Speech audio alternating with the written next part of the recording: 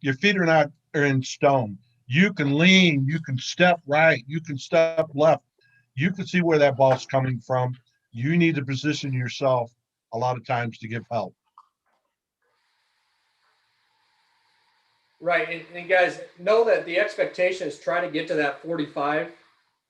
We realize some guys are going to get there, some guys aren't. But the biggest thing is like Gonzo mentioned, our feet do not need to be stuck in concrete. As soon as that ball is put into play, we've got to be moving. You got to remember it's a two-man crew, so there's a lot of coverage that needs to be covered. And you may be working with a partner that's very quick and can run very well. You may be working with a guy who doesn't run very well. So you got to kind of know each other's abilities and who's got to cover what, or maybe pick up a little extra slack. If a guy can't run that well. The other thing is nonverbal signals. This is something that we've got to really make sure that we're doing a very good job of as an association, just for the simple fact that you're working with a wide number of partners throughout the course of the season. So you may only work with one guy one time. You may work with another guy 6 or 7 times throughout the course of the season. But nonverbal signals are going to be crucial to knowing who's covering what base, who's got what play. Obviously, we know that infield fly, we're going to be touching the bill of our hat. That we've got an infield fly situation. So less than 2 outs, runners at first and second, or bases loaded. We've got an infield fly situation. That's something that every time that a new batter comes up in that situation, if for some reason that there's no signal coming from the home plate umpire, that's when the field umpire needs to step in and signal to the home plate umpire, hey, we've got an infield fly situation. Because I can tell you right now, we're going to get in situations where we just plain and simple have a brain fart, or we forget that we're in a situation. So that's why we're fortunate to have 2 guys out on the field. Make sure you're correlating those signals. Our rotations, we'll go over these here in a little bit after we go through our pregame. Situations where we're going to have the field umpire going out, and then our appeal plays. Appeal plays is, whose call is it going to be and whose ruling is it going to be? How many times have we been in situations where there's a runner on third with less than 2 outs, fly ball is hit to the outfield, throw comes in, but the runner leaves early. Well, next thing you know, the team wants to appeal to play at third, and we've got 2 calls going on at third base. Okay, that's a situation that probably comes up quite a bit out throughout the course of the season. So our appeal plays, we need to know who's got the responsibility for the catch and who's got the responsibility for the runner's tag and coming into home. Those are things you need to discuss with your partners ahead of time, so when they do arise and that situation comes up, you alleviate at least 50 to 75% of the issues and arguments that you'll get from coaches, because you're going to look like $1 million when automatically the home plate umpire, he's got the tag and he's got the call on it, because the field umpire had the ball in flight and the catch going to the outfield. So those are things we want to discuss with our partners. Who's going to have appeal plays? It might be something, if there is an appeal that does go on, maybe you look at your partner and you tap your chest, hey, I've got the call. That's outs and counts. Okay. Every time that there's an out recorded, we need to be signaling to our field umpire, hey, we've got 1 out, we've got 2 outs. Anytime, in our counts, me personally, every time I get to a 3 in my count, so if I get, say, maybe 0-2 or 1-2 or 3-2, I'm going to go my count. Anytime that we have runners on base and a base runner steals a base, after that play is dissolved, I'm going to give the count, and I may not necessarily give a verbal count, but I'll give a visual count so my base umpire knows what the count is and how many outs we got in that situation. And then obviously eye contact on anything. It might be something where you have that swipe tag, pull foot. That's going to be a situation where we want to make eye contact with our partner. Tom, Gonzo, you guys anything to add with those situations there? Yes, I do. We could also have a dead ball appeal, where a coach is allowed to do that. As the coach, the pitcher, the catcher, after the ball's dead, they can come up to you and say, hey, that guy left early at third base, and you call him out. The other thing is multiple runners. You had 3 runners go by third base. Which one are they appealing? 1, 2, or 3? If they just say, hey, we're appealing third, then he missed third base, he's safe. They misappealed it. Now they can appeal and say runner 3 missed third base. Okay.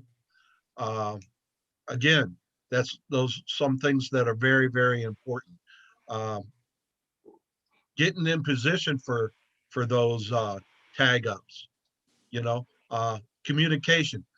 Brett, I got the ball. I got the ball. I'm going to line up the ball and the runner at the same thing if I'm the plate umpire. If you got the ball, I'm going to make sure I line up anyway to make sure the runner didn't leave early. And if I'm got the call, Brett, I got the call, my hands on my chest saying, I got this. No, or I might look at you like a deer in the headlights and you might say, all right, we need to get together on this, or I got it, you got it. Just so we have communication.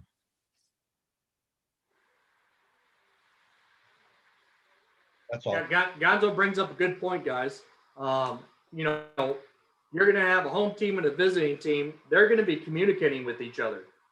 There's nothing that says, as our umpire crew, that we can't verbalize to each other who's got the ball or who's got the tag. You know, if any guys that usually work with me, I mean, I'm pretty verbal out there. I'll let you know, hey, I got the ball or I'm on the line.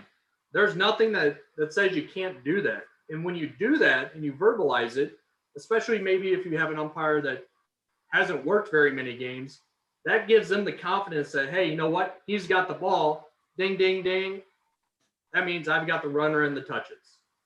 So that automatically registers with them. So don't be afraid to communicate. The thing that you find out when you start communicating go up, but not just your confidence level, but your partner's confidence level as well, because now they know what their responsibility is if maybe they're not quite sure. So don't be afraid to communicate out there. Tom, you got anything on that? Yeah, the communication is key. You can't stress that enough. And when you're out there and you have the multiple runner situations like Gonzo was talking about, just make sure your head's on a swivel. Sometimes we, as base umpires, will forget to look over and check at first base, make sure that guy hits as he's rounded, and make sure as the home plate umpire, you are watching that runner touch third base. Had a situation this past softball season where a girl hit a home run and somehow missed third base. I mean, if you're not paying attention, then that's a big call right there. Just one more thing. No, I'm double audio in. Give me 1 second.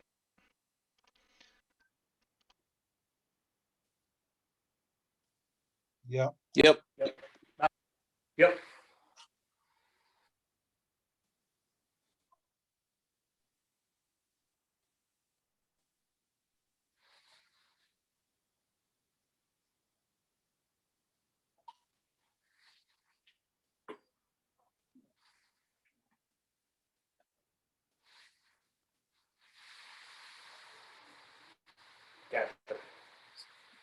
Can somebody repeat that? I didn't get it. I didn't hear it. Multiple runners.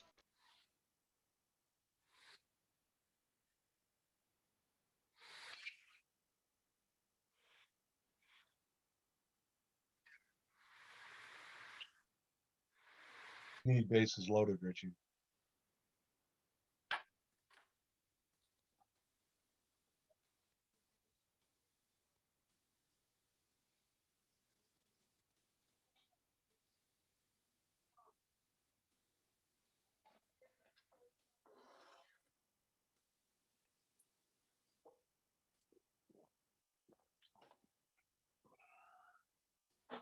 Okay, thanks. Kind of moving along here. Our next thing is going to be that you want to talk with your partner. It's handling dugouts. This is something that's going to arise at any game and probably every game. You've got to not necessarily have rabbit ears on everything, but I know Tom and I, we had a situation in the softball, I think it was the quarterfinals, that next thing you know, both teams are banging their bats on the dugouts. That's something that you need to take control of right away. That's not allowed. The other thing you want to be cognizant of is any type of trash talking that's coming from the dugouts, any type of bench jockeying. Those are all things that cannot be tolerated. The sooner you squash those things, the better and smoother that game will go. The longer that you allow those things, the longer and the more of a headache you're going to get into in that game. I'm going to bring on Matt Malone. He's going to discuss some information here on handling dugouts for everybody. As you guys know, Matt's worked with MLB. He's been very present with a lot of our training over the past several years. So, Muggsy, go ahead and take it away. Hey, just a big thing from the Misha standpoint. We haven't had a Misha meeting this year, but it's reiterated from last year. Nobody is precluding you from ejecting anybody right away, okay? So you can go right away. But we do have the steps that we talked about. Of course, we haven't been face-to-face in quite a while, but that doesn't preclude you using the hand, which is everybody sees, okay? That's the stop sign, okay? And then the warning, that's number 2. These are all detailed in your guys' books and manuals and everything. And then putting them in the dugout, okay? That's number 3. Number 4 is the ejection, okay? I just want to throw that back out to you guys. I mean, I'm not out at every game. That's the situation that they would like to have, but that doesn't preclude you from going from 1 to 4. If they, if something happens, hey, get rid of them. But all I know is from the Misha standpoint of view is that on the soccer side of life, the players are the problem. On the baseball side of life, the coaches are the problem. Okay? So they want to ramp that up. They want to ramp that up to where the coaches are dumped. Okay? If there's problems. But you should also remember to go through the steps. You got the stop sign. Hey, you got the warning, which is basically another stop sign. Put them in the dugout and then dump them. Okay. But you guys have also, I know it's a pain in the ass. You get done with your game and you go home. But guess what? They want reports. Because if there's a problem in a game, let's say you only go number 1 or number 2, they want to report about it because they're trying to find that pattern so that if you put it on report back to them in your email or whatever you guys do on your websites and stuff, they want to know because guess what? They can go back to it. They can go back to it and talk about it and go, well, listen, hey, Jim, we got 4 reports on you. If you guys failed to do that, I'm not saying it's your fault, but you're not helping the pattern that might be establishing itself. So, you guys have the tools.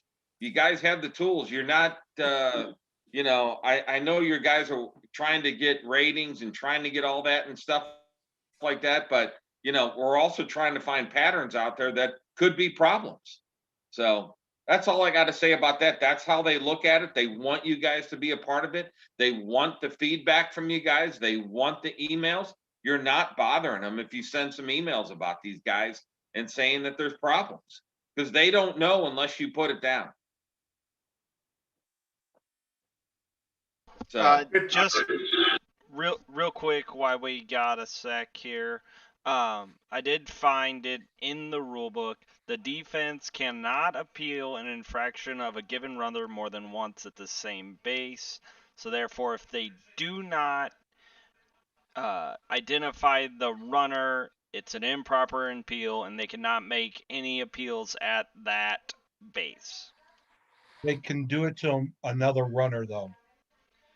No, because they didn't identify the runner, they're not making a proper appeal. Okay. Am I giving a wrong interpretation on that, Muggsy? No. No.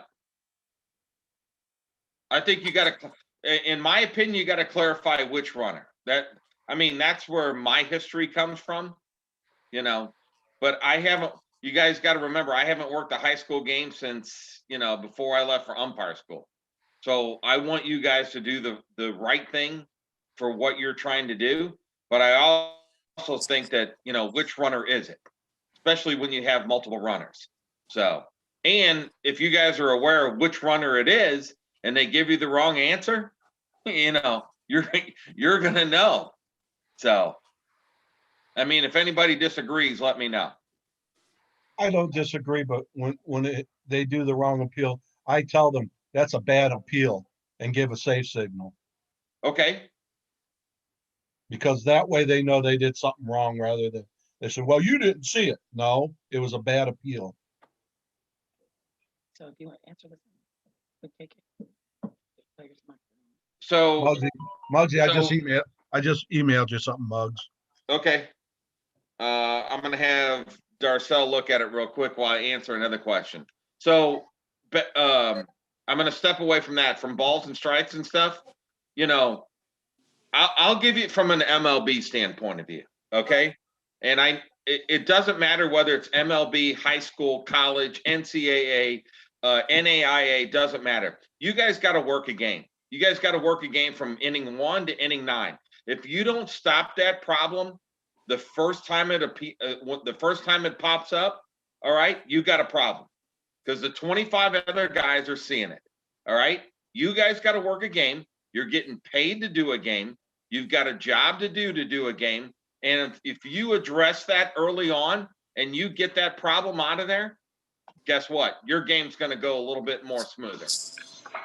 So I'm not telling you to be a non-red ass. I'm not telling you to be a red ass. There's a fine line that you guys got to handle in there and handle and working your games. Okay. But you're not going to work. I'm not going to work 7 innings, 9 innings, 15 innings with somebody over there being a problem child. You know what I'm saying? And you have the recourses built inside that rule book to fulfill your role of work that you need to do. So it's there. Nobody's not gonna unback you if you follow those rules. So use it to your advantage. Okay.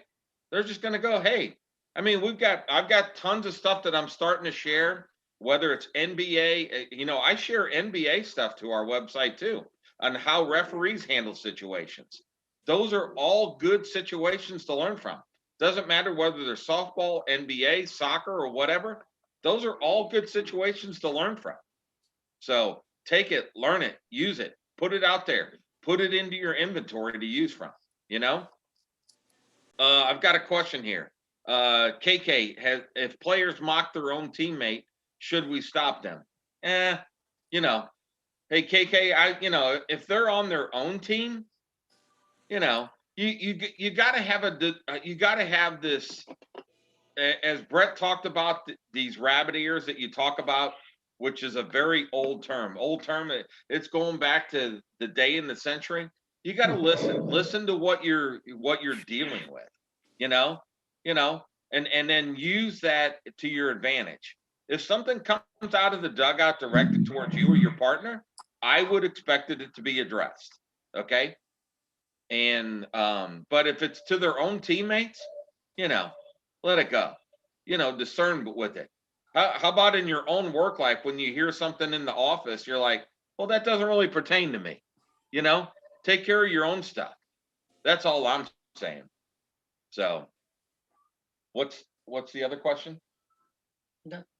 That's it. So, Hey, but, Muggsy, yeah. Muggsy, that kind of goes into our next little bullet point here is, we need to discuss with our partners what's going to go on if an argument, or maybe even a discussion goes on between, say, the home plate umpire and the head coach of a team. What needs to be kind of the roles and responsibilities of the base umpire in that situation, and when an argument does arise, what needs to happen? Okay, and I'll give you the down and dirty on it. There's good cop, bad cop. Okay, you guys have seen a number of it, and maybe here in the near future, before the stadium or before the season starts that we can work up something. And you guys heard me talk about in situations the good cop, bad cop. Once the good cop comes in, guess what? The bad cop gets out of there. The bad cop gets out of there. You know, Marvin was in a situation where he didn't get out of the situation and he stayed right in there. And guess what? The whole thing just blew up.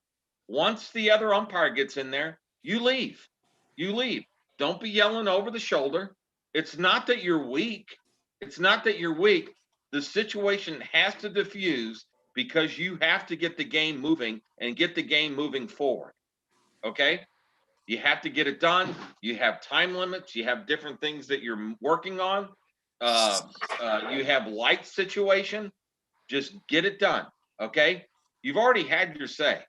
All right? Once the good cop comes in, you leave. That's the proper mechanic. That's the proper mechanic. It's not that you're being weak. You're out of there. And then there's a report going on somewhere probably later on.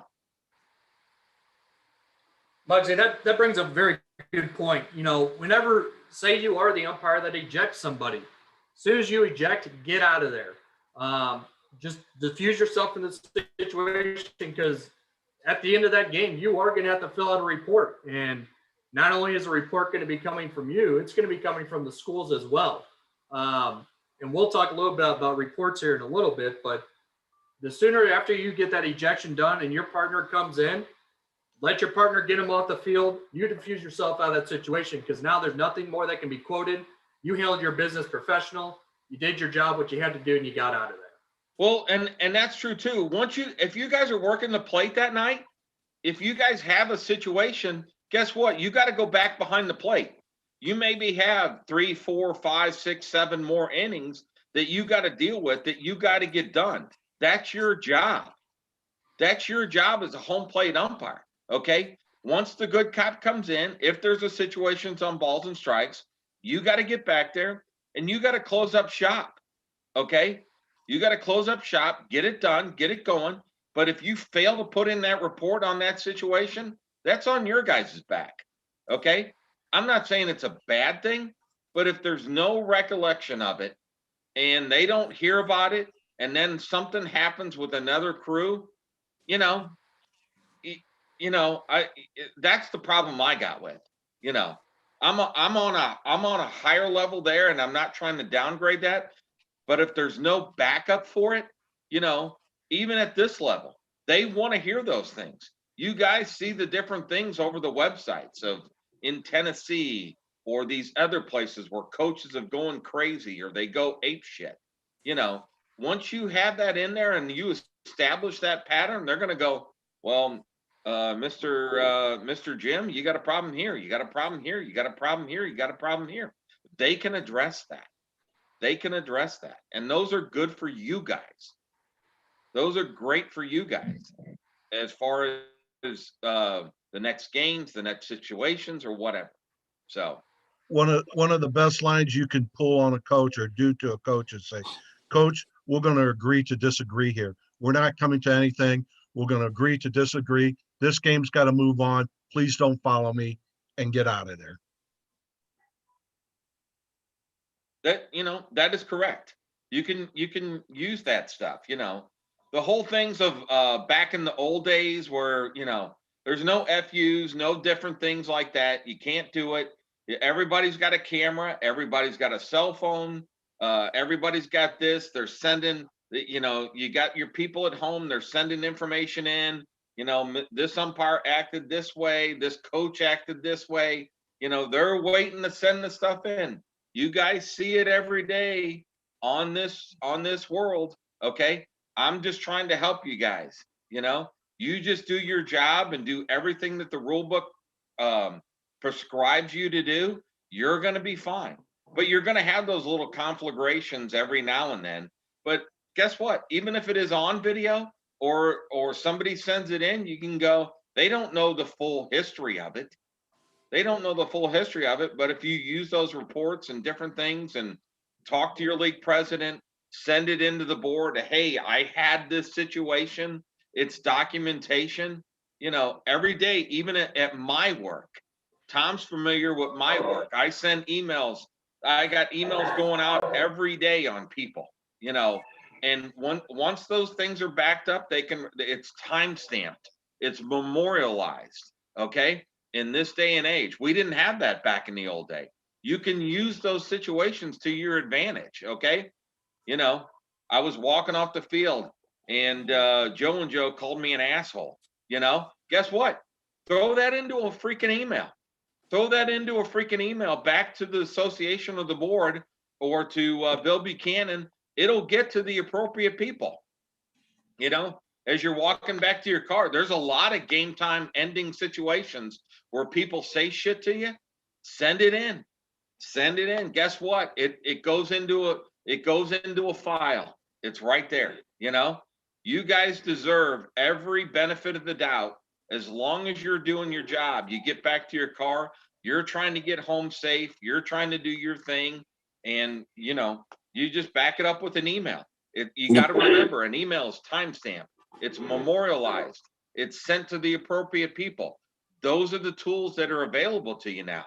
We didn't have those back in the day, and they can be used to your advantage, and then the same thing, you guys have to present yourself in a very fashionable way, professional. You're getting paid for a job to go out and do a great job, the best of your ability, and those emails will serve you purpose if you need it.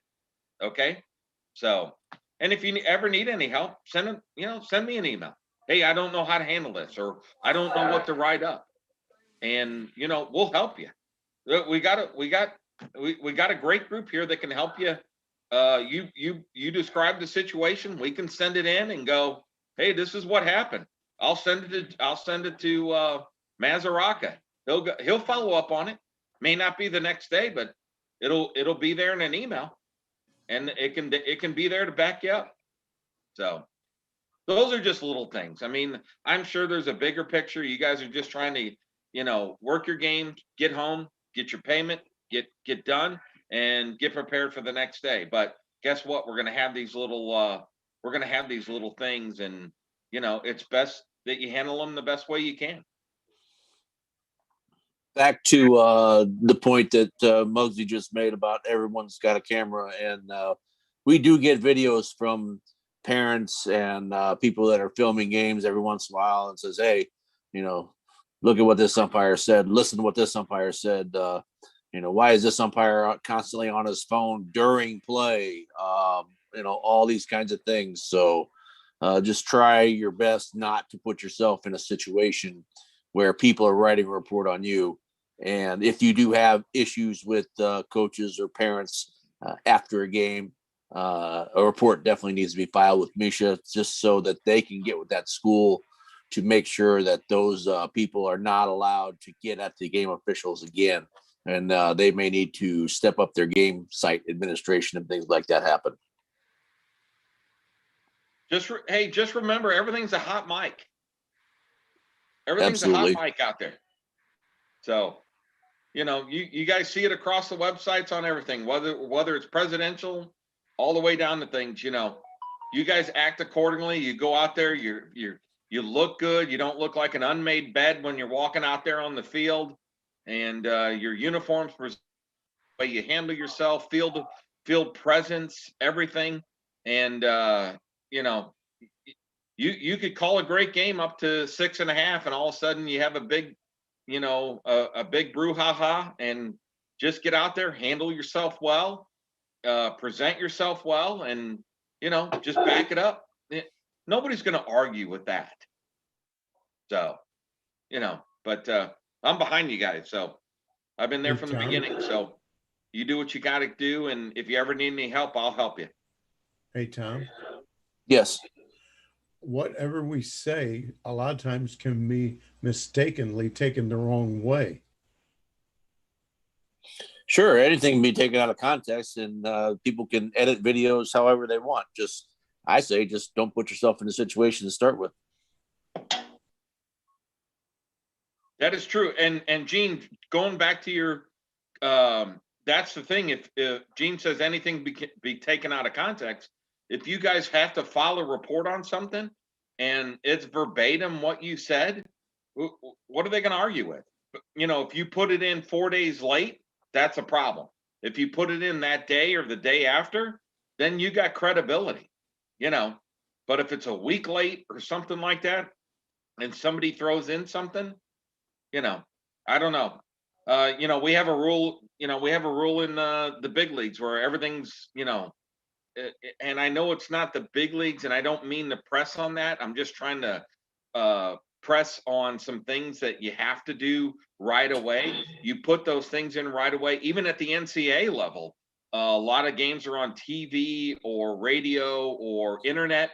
They get those things in right away so that their assigners and everything, they know all those things right away rather than 24, 48, 72 hours later.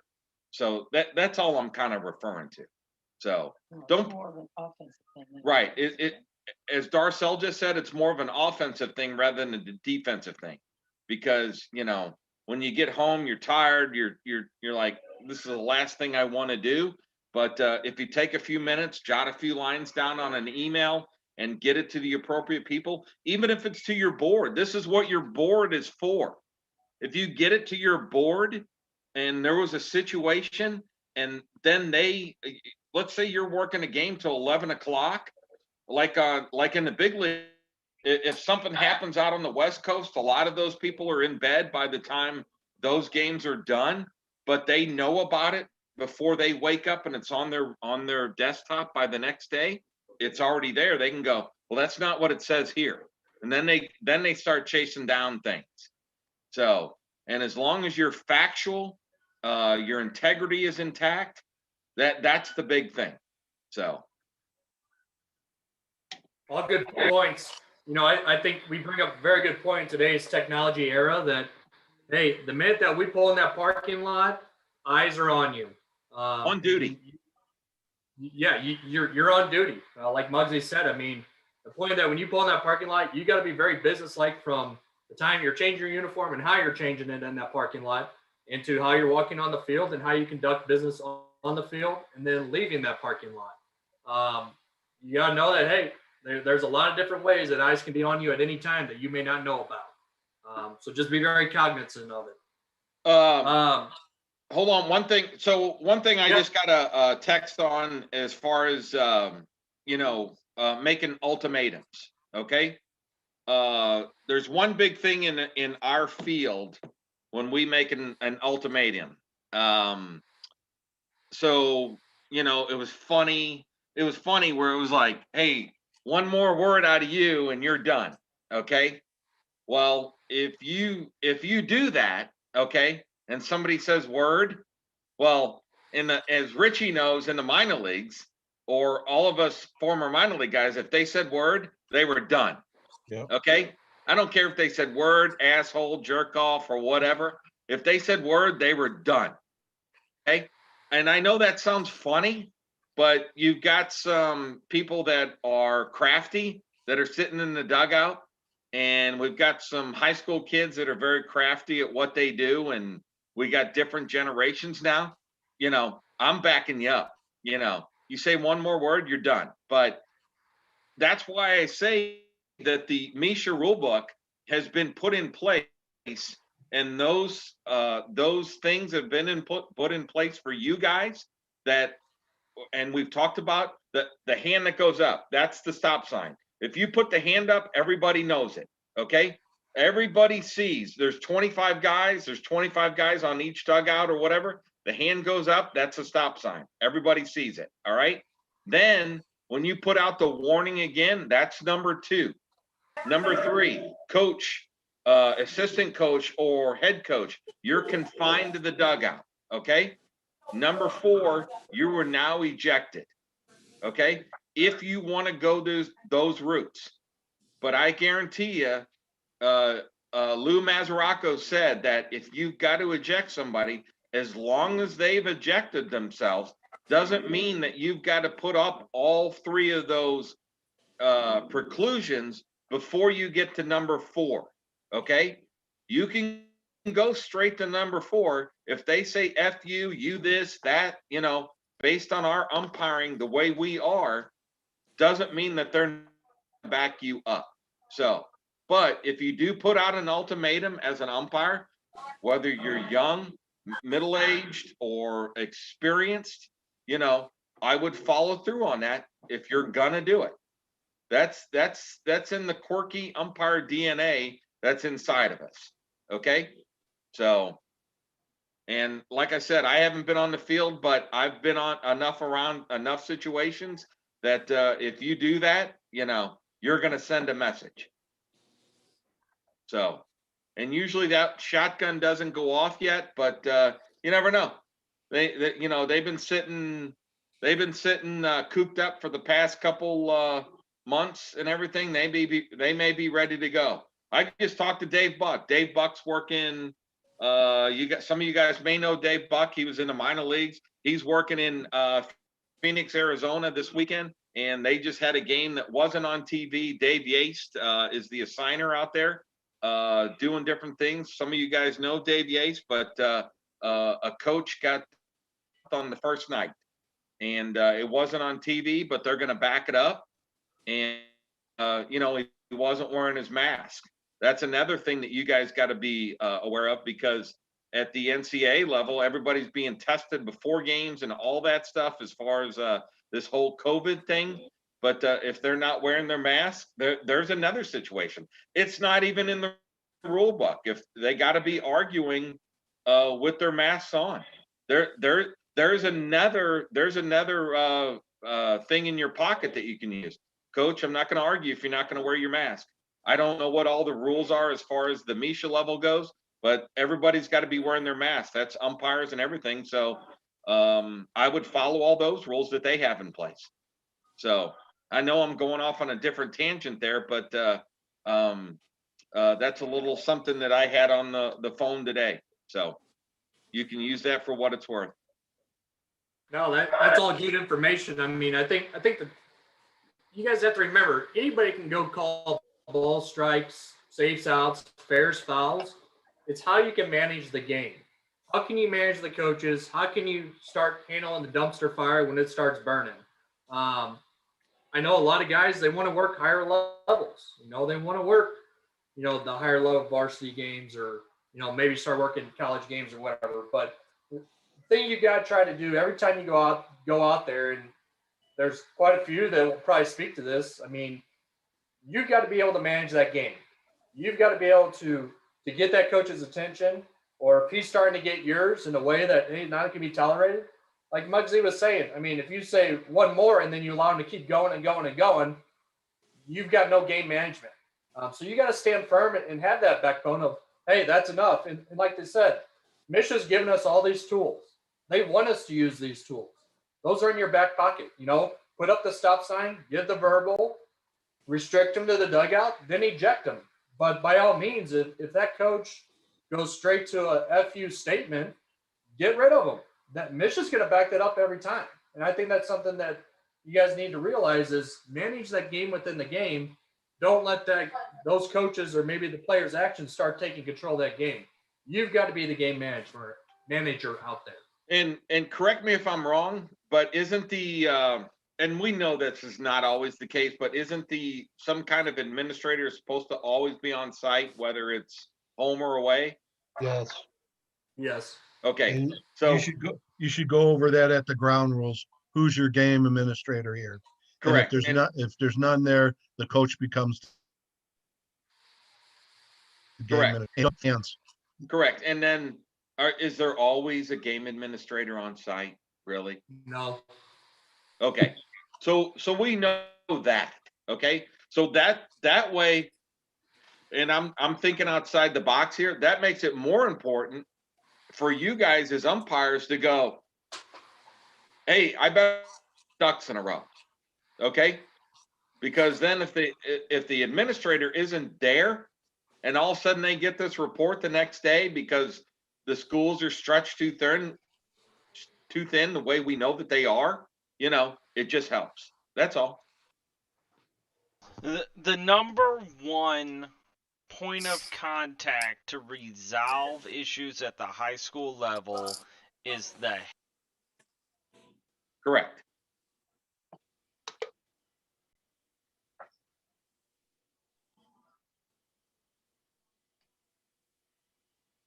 Yes.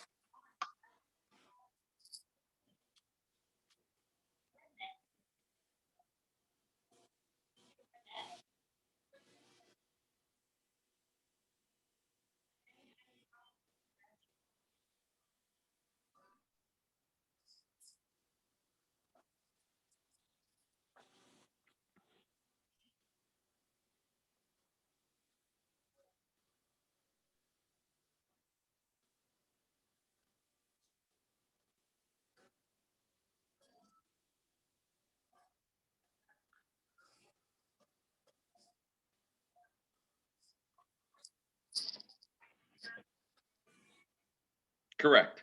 Correct, Richie. So, like I said, this goes back to you, though. This goes back to the umpires. They get home at the end of the night. Somebody needs to take a lead on that. Either, and here's another thing: you got your after-field debriefing, okay?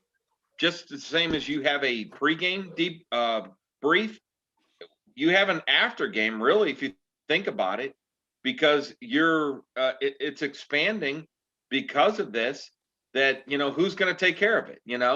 The base umpire, the plate umpire, who's going to take care of it? I would imagine that the one that's in the shit house is probably going to take care of it. As far as that goes. But instead of you both getting home going, no big deal, and nothing gets sent in, then Gary Langhorst or Don Gonzalez or Brett Bognar the next day have a situation at a school and there was a problem the night before. That one is not documented, and that causes a problem. That causes a problem because then that situation is subtracted from the situation, and it's like, okay, nothing really happened if nobody does their job. Like I said, it's a pain in the butt, but you get home at the end of the night, you put a beer in you, send an email. Oh, it doesn't have to be 8 paragraphs long. Just describe the situation, send it to the board, and then the board sends it in. They'll be happy to. That's their job. They can help. This is your admin that you can use to your advantage. And I hate to put it on them, but I'm just throwing it out there. We just got a question in the chat asking who should get a copy. The number one person that should get it is Bill Buchanan, because he's the point of contact for the schools, and he needs to know exactly what's going on. So, right on the Misha website, go in, submit your report. Before you send it, get a copy of it, paste it in an email, send that to Billy, because he probably has already gotten a phone call and is expecting it. If not from the coach, you should call him when you have an ejection, and then go home either that night or the following day and get the report in. Rich, I think you're spot on. To be honest. So Looks like we have another. He is the one with the contact. Go ahead, Tommy. Looks like we had another question in the chat about COVID masks. And basically, what I suggest with that is when you contact the athletic director via email, always ask them if they have any COVID-related restrictions or guidelines that you need to abide by. That way, that keeps yourself covered. So it's going to vary from county to county, school district to school district. Yeah, I would say have a mask with you at all times anyways. I mean, because you don't have a mask with you and they say, hey, mask mandated, you ain't stepping on that field. So all good information, guys. I know we got a little bit sidetracked there, but I think it was a good segue. I mean, it's talking about game management, which is something that we all can be better at, and something that's not necessarily easy, but you got to have that experience to kind of go through it. Kind of going through ending up our checklist here, just our pregame meeting, just any closing remarks that you have with your partner over mechanics or questions.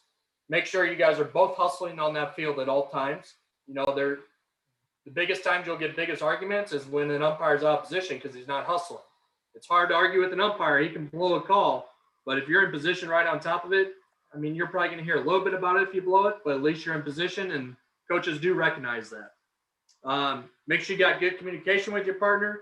And the big thing that Mitch is big on, and they've been big on for the past few years, is get the play right. Get the play right at all costs. Put your ego aside. If your partner's got a different angle and has a different view, get that call right for the teams. That's probably the biggest emphasis that they have is no matter what, at all levels, freshman, JV, high school, get the play right and then get that game moving on. Brett, I want to say one more thing about what we were talking about. Once we When we have those appeals, don't let the coach come to your partner if he changes your call because he saw something.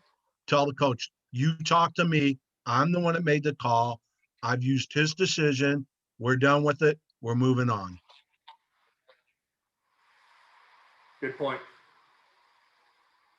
And you guys also need to know too, when a coach comes out and he wants you to go to your partner for help and you go to your partner, you need to tell that coach, Coach, I'm going to go to my partner. You are going to have to go back to that dugout. Do not let him hang around on that field. Don't let him hang around the pitcher's mound. Don't let him hang around the foul line. He needs to go back to that dugout. And you need to tell him, Coach, I will go to my partner. You will need to go to your dugout. Whatever call we come with, if you come out of that dugout, you will be ejected. You put that onus right back on him because you can't keep doing this back and forth with him. You're taking control of the game. You're getting with your partner. He needs to do his job and get back to the dugout. If he comes back out, you eject him. But you got to make sure that he knows that he's got to go back to that dugout. One of the last things you need to follow up with your partner in pregame is your exit strategy. How are you going to leave that field? I can't probably count how many times last out has been captured. Next thing you know, my partner is halfway off the field, and I'm walking off the field by myself. You guys need to walk on that field as a team together. You need to leave that field as a team together. A good exit strategy is typically go out the winning team's dugout. Usually they're going to be the happiest, but you may have to gauge how that day goes. Maybe the winning team is the one that's been bitching and complaining the most. So maybe you go out the losing team's dugout. Whatever your exit strategy is, make sure you and your partner are on that same page. Don't let anything happen after that game, especially if it's a close game or a big game. You're going to probably hear a lot of stuff going while you're walking off the field. As we mentioned earlier, is it something you really need to address right then and there? Depending on situation, probably not. But that's something you can always send the board a report on. Send a report to Billy. Send a report to the state that, hey, we're walking off the field and we're getting MF'd all the way out to the parking lot. Let those schools know that because that's what the game administrators are for.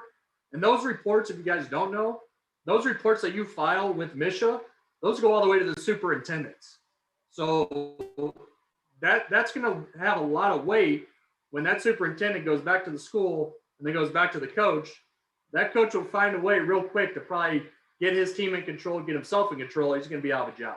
So those are things that you got to utilize. Have that exit strategy as you're leaving that field at the end of the game.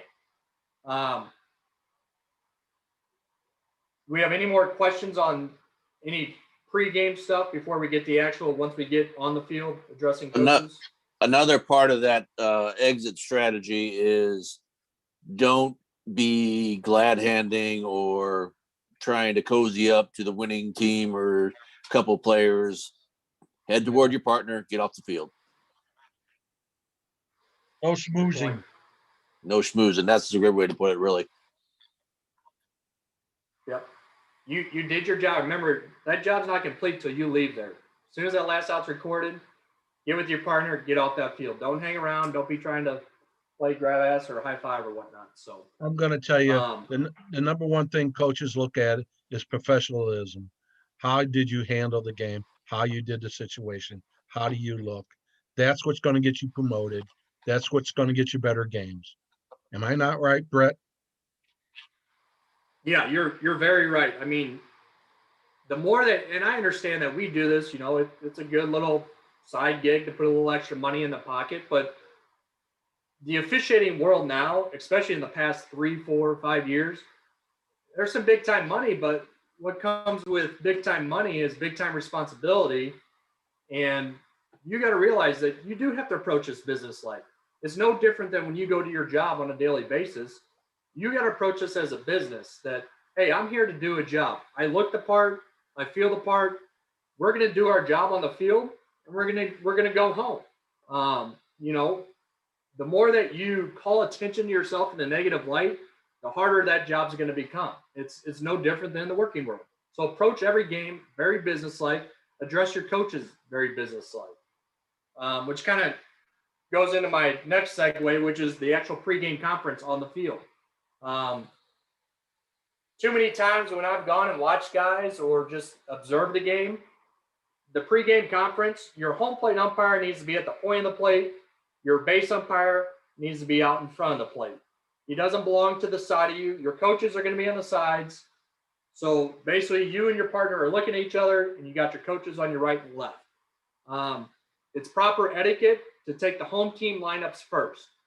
Take that home team lineups first. What I do, me personally, if I don't know who that coach is, usually the night before, I go to the website and find out who that coach is. I want to address that coach by his name from my first introduction. Hi, Matt. My name's Brett. Nice to meet you. Okay, so I know right there that I've set a standard with that coach that, hey, we're going to work together during this game, but we're going to announce each other by first name basis. To me, that's just an aspect of respect, that knowing that, hey, I know his first name, and we can talk to each other. We can now conversate rather than, hey, Blue, which I don't necessarily mind, but if we can get on a first name basis, I feel like the game's going to flow a little bit easier throughout that day. Once I go through the home team lineups card, then I'm going to go ahead and, Misha gives, after I get the home team lineups card, I'm going to ask that coach if all of his players are legally and properly equipped per Misha guidelines. Okay, that onus is on the coaches now. And then I'm going to ask if there's an AED on site, if there's a trainer and administrator. Then I'm going to ask if that lineup's official. Okay, then I'm going to go and accept the visiting team's lineup. Same thing, I'm going to make sure I've got all my numbers listed on there. I've got all the positions listed. I've got all their subs. Once they're official, okay, now we're ready to play. At that time, we're not going to play yet. We're going to have the head coach go through our ground rules. Okay, head coach is going to go through ground rules. If there's any questions after he goes through the ground rules, that's when you need to address them. Okay, maybe they're playing the facing off the dugout, or maybe the facing's recessed, or maybe there's a flagpole out in center field they didn't address. Any of those you should address. Our pregame meetings, guys, those should only be about 2 minutes max. I mean, they're pretty quick. You want to make sure all lineups are legal, everybody's equipped, and you're ready to play ball. Probably my other big pet peeve is when there is a national anthem, nowhere to stand on the national anthem. Too many times one guy's standing, up front, the other guy's standing back. It's real simple. Get right behind the batter's box. One guy stands, or the home plate guy stands in the right-hand batter's box. The base guy stands in the left-hand batter's box, right at the top of the box. Okay, basically toes right on the line. There shouldn't be one guy way out in front, one guy way out back. Remember, look professional. Okay, always honor our flag. Also know too that whatever schools decide to do in the national anthem, that is not our responsibility. The only thing that our responsibility is, once that national anthem is done, those players have to leave the line if they're coming to stand on the line. There's no more of these national anthem standoffs, okay, where one guy from each team will try to stand out their longest. That needs to be the responsibility of the field umpire going down the first base line, getting them off the line, and verbalize it. If you don't leave the line, you will be ejected. The state has allowed us to do that. Get those guys off the line after the national anthem. Hey, Brett. Okay, after national anthem, yes. Hey, Brett. One quick thing. Yep, go ahead. Like what you just said is pregame. Once you guys take the lineup cards, that is your guys' game. Okay? That is your guys' game. It is now in your control. It is out of the hands of anybody else. It's out of the hands of anybody else. That's your game, coming down to lightning, weather, or lights as pertaining to your level. So that is now your game. That takes precedence over everything. All other rules are now It doesn't matter. It is your game. So I just want to reinforce that. Very good point. Thanks for enforcing that. Okay, once we concluded our game, we've real already quick, decided we exit did strategy. have a question. This year, are captains allowed at the pregame meeting? To my knowledge, we have not been told that yet. We'll probably get some information once we get closer to the season, unless Tom has anything on that. I don't have anything per se. All I can really go off of is that for basketball, we have not been having captains. We've just been speaking to the head coaches. So we'll see if baseball follows suit.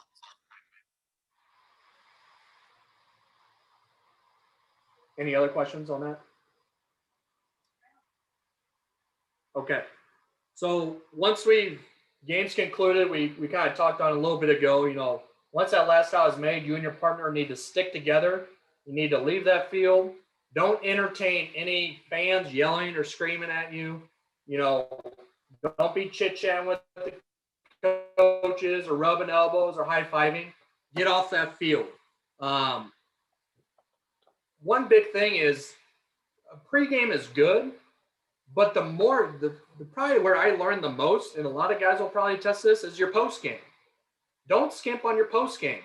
You and your partner, there are going to be plays and situations that have arisen in that game that needed to be discussed. Don't just automatically get in your car and take off, okay? As your partner is taking off his plate gear, ask for some feedback. Hey, what'd you think about my strike zone? And give an honest opinion. Or, hey, did you think in the third inning, are you sure he touched second base? There are plenty of situations in the games that we do that a lot of things happen in the course of a game. I mean, you're not going to go out and do a game where everything's pretty much flawless and nothing happened. Discuss those things. If you're a guy that's been doing this for a while and you're working with a new guy, spend some time with them. Ask him what questions he has. What situations that he's maybe not comfortable with, or there's something in the rule book that he doesn't understand. Have a conversation. Utilize that post game as a good learning tool of how to get better for the next game. One thing too is once you guys are both undressed or you're changed, make sure each other's vehicles start up and you guys are able to leave that premises safely. Too many times a guy will take off and next thing you know, your partner's car doesn't start or his battery's dead. Make sure, take care of each other. You guys are a team from the time that you arrive to the time that you leave. Don't leave your partner hanging. And that kind of goes back all the way to the beginning. When you arrive at that ballpark, you and your partner should already have designated where you guys are going to park. Park next to each other. Don't park one guy's at one end of the parking lot, the other guy's at the other end, because now you guys are totally distant. And if anything does arise after that game, now your exit strategy is even that much harder. Anything on post game you gentlemen want to add? Okay.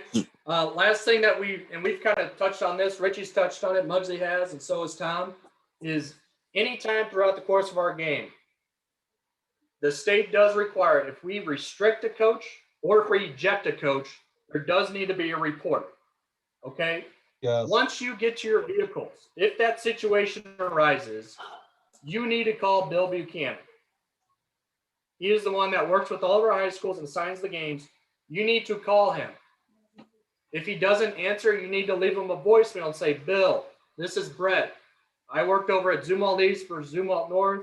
Hey, we had an ejection of the Howell North head coach. I'll be sending you an email. What that does is Bill's phone is probably already blowing up from the AD and the head coach at Howell North. Okay? During that time, I know nobody likes doing paperwork, but you've got to get home, okay? You've got to have an email typed up. And if you haven't talked to Bill, make sure you have an email typed up, get it to Bill.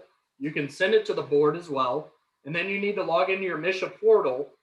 And there's a form on there for ejections or restrictions of the dugout that you need to fill out. And fill out that form accurately. If you talk to Bill on the phone, he will probably guide you on if he needs you to fill out a form or if he's going to do it or, whatever the situation is. But the more you can make the assigners aware and you can make our association aware of, hey, we had this situation in this game, okay? Now, like Muggsy was saying earlier, now the state starts to see a trend of, hey, Zumwalt South is always mouthing off, okay? Or, so-and-so, they're always doing this.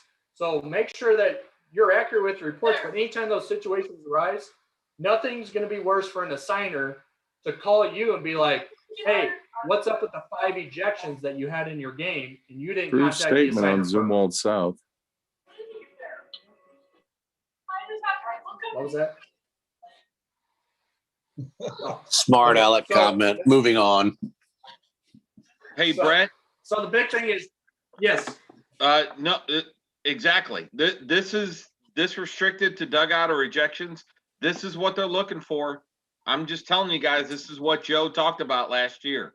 Now, I haven't had my meeting this year yet, but this is what they're looking for, and it's a CYA. It's also a pain after the end of the day when you're getting home and you don't want to do anything or whatever. But I don't know. I have an office in my living room, so it's not too hard for me. But everybody's got offices now, basically built inside their homes, and a few emails, copy. You get it on. You're going to be good as golden. You're going to be good as golden. I'm just trying to help you guys as far as that goes because of the way everything goes now. They want to hear about it. They want that real-time information as much as possible. That's all. I like to say one more thing. This is Gonzo. Most phones have an app that's for notes. Real quick, all you got to do is hit that app and talk into it, and it will type out everything you got. Hey, in the 3rd inning, I ejected so-and-so from Zumwalt South, blah, blah, blah, blah, blah, blah. And you can spell it out there and save it. And then when you get home, you can review it. And you'll have it right there in front of you. Well, hold on there. Just for some of you guys that can't, the ones that don't understand your language into the phone, that's why an email helps. I'm saying that helps you write the email. I love you, Yeah. Bugsy. And he's also saying that you're doing this after the game on the parking lot, not pulling your phone out on the field. Well, that's because Don has the phone on the field. That's because it was Buchanan's phone. All right, guys. So we're almost at an hour and a half here. I think what we're gonna do is we'll open any questions that we got here. Enter them in the chat, or feel free to ask them. We'll go over rotations and signals with partners in the next training. So anything pre-game wise, post-game wise, game management wise, ejection reports. What questions do you guys have that we can help answer for you? Adam made a good point. If you're the plate umpire and you do the ejecting, you can write some stuff down on your lineup card. If you're the base umpire, hopefully your plate umpire will help you out a little bit. He may take a few notes about what he hears too that can refresh your memory when you're all finished as well. Yeah, that's actually a very good point. When that ejection happens, even if you're not writing anything on that lineup card, act like you are. The reason is that's going to give you a few extra minutes to let everything dissolve rather than stay heated. But Adam does bring up a good point. If you have an ejection, just on the back of your card, in the 3rd inning, ejected head coach from home team. Or if it's a player, put his number down. So then when you go back to reference that, because those schools are going to want to know who was ejected, because whatever they decide of how many games he gets suspended is going to be up to the school or the district. But just take time, write that information on the back of your card. But that also does buy you some time of, hey, letting things kind of simmer back down. Maybe the coach hasn't left the vicinity yet, because once he's ejected, he's got to be out of ear and sound sight. So, I mean, let him get out of there, but take your time to write notes down of whatever happened with that ejection or restriction of the dugout. You can also write the coach's name on those lineup cards so you don't forget when you pull it out. You can see, oh, that says Tom. Okay. Hey, Tom, you got a change here. What do you got going here? Yeah. Yeah. And that's Looks like, I know. Go ahead, Tom. We got to go ahead and finish up. We got another question. Yeah, I was going to say, I mean, that's something that I know I do, and a lot of other guys do, is at that plate meeting, ideally the head coach's name is supposed to be on that lineup card, but if it's not, I'm going to make sure I write that on their lineup. So when I do pull it out or I need to get the coach's attention, I'm going to justify his first name. We had a question in the chat here talking about or asking about if we might be having in-person clinics before the start of the season, especially for the newer guys. At this time, the board really hasn't decided. Really, the big issue is if we were to have a clinic right now or coming up and say 30 guys attend and somebody comes down with COVID, then 30 guys got to quarantine and then we're short 30 guys to start the season. So not saying it's not going to happen, but I would say as of right now, the board is still kind of erring on the side of caution. So as we go along here, the next board meeting is coming up shortly. So that may change soon.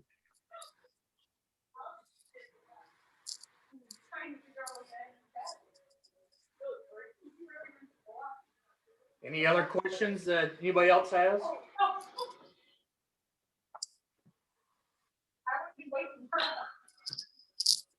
Tom, Gonzo, you guys got any closing remarks?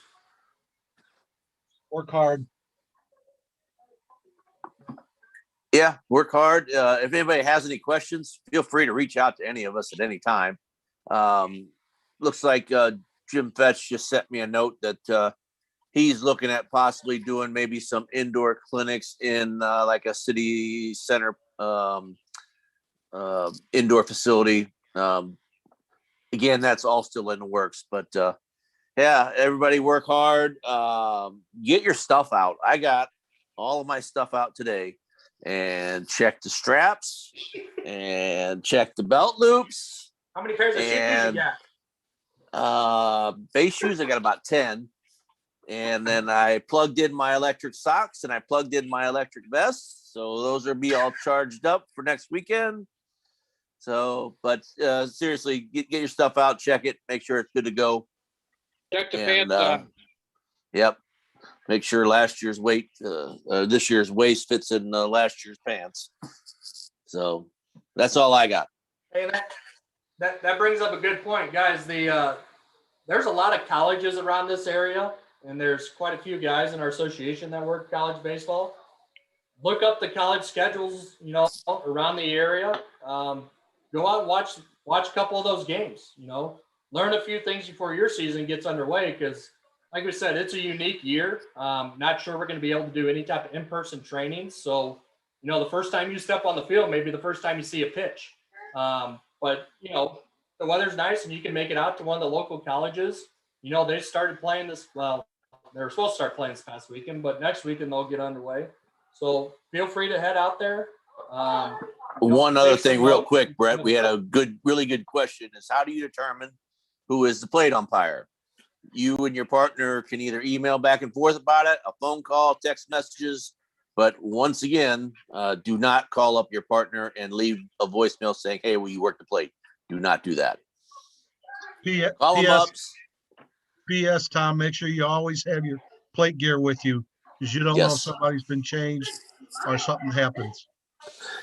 Yep, always have all your stuff with you. Work it out with your partner. You can, email back and forth, phone call, say, I've done this, and then the other guy can respond, say, well, I've done this. And worst case scenario, I'll tell somebody with working with me, I'll just say, you know what, we'll flip a coin. One more thing, Russ Hill at Fort Zumwalt East, Jim Fetch, I think is going to work on this. He would like some umpires there to talk to his parents. So we might get that set up.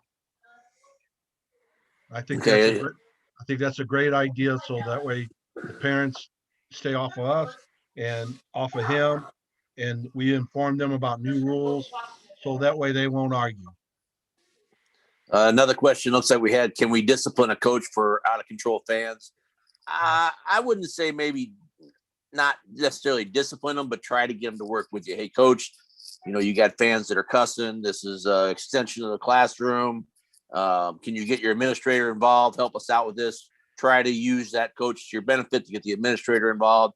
And if you feel like the coach is a part of what the fans are doing, if he's instigating them, then by all means go through the warning, the restriction, and then eventually ejection.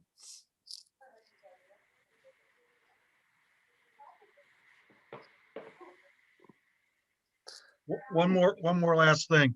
You can pre-set up your email, and then all you got to do is change the date, your partner's name, and athletic director's name, and just send out the same email all the time. It'll take you 5 minutes to do that. Yep. Once you save it. We have another question. Why doesn't the assigner determine that due to the levels and experience? That's just something that we as an association have never done. We've always trusted all of our guys to, hey, work it out amongst yourselves. It's not something as an assigner that you really want to get into when you have as many games as we do. If I sit and I go through someone's schedule and I assign them 20 games and, Bill assigns them another 20 games. So if they've got 40 games and we put them on the plate 40 times, well, that's not really all that fair. So we just tend to leave that up to you guys. Now, in the postseason, you may get a coach or an athletic director that will contact you and say, hey, these are the positions that you guys are working. Looks like another question is, where do umpires put their beverage usually in the summertime? If I got a bottle of water or something, I'll try to put it back by the fence out of the way. If there's a ledge, put it on that. I definitely keep it out of the dugouts. Don't want to be in the dugouts getting drinks. If you need a drink and you don't have one and they got a water cooler, ask the first base coach if you're on the bases, or the third base coach walking by if you're on a plate, hey, would you mind sending somebody out with some water for me? So bring the beverage with you or ask them to get it for you, but stay out of the dugouts.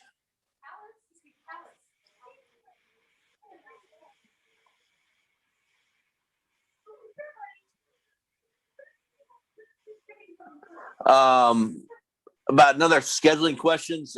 Looks like this person lives in Maryland Heights, and how do I get scheduled in that area? Make sure that your leave zip code is actually Maryland Heights. If you want to work in Maryland Heights, make sure your leave zip code is Maryland Heights. If you want to work south, then make sure it's in the south.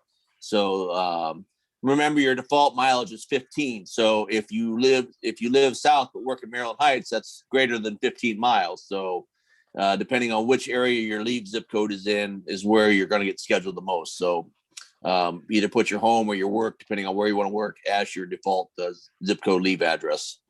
As far as beverages in the cooler in the trunk after the game, no comment on that. Don't be caught with anything like that. Not on adult beverages, correct. So I think that has it for all of the questions in the chat. So I guess, Brett, wrap it up and take it home. Yeah, so we definitely appreciate you guys. I mean, that was a good train, about an hour and a half. We'll have another one next week as well. We'll probably plan on going over rotations, where we need to be in the field, but just want to kind of open it up, this week of, what's kind of some responsibilities before we even step on that field. So if you guys have any questions, feel free to reach out to myself, Tom, Gonzo, Muggsy. We're more than happy to help you guys answer any questions that you got. Feel free to shoot me an email, phone call, text. Even if there's an idea for training that you guys would like, let us know. We can put something together for you. We want to make sure that you guys are fully prepared to go out there, look like $1 million once we get underway here in about 4 or 5 weeks. So once again, thanks again for hopping on the call this evening, spend some time with us, and we'll see you next week. Thank you.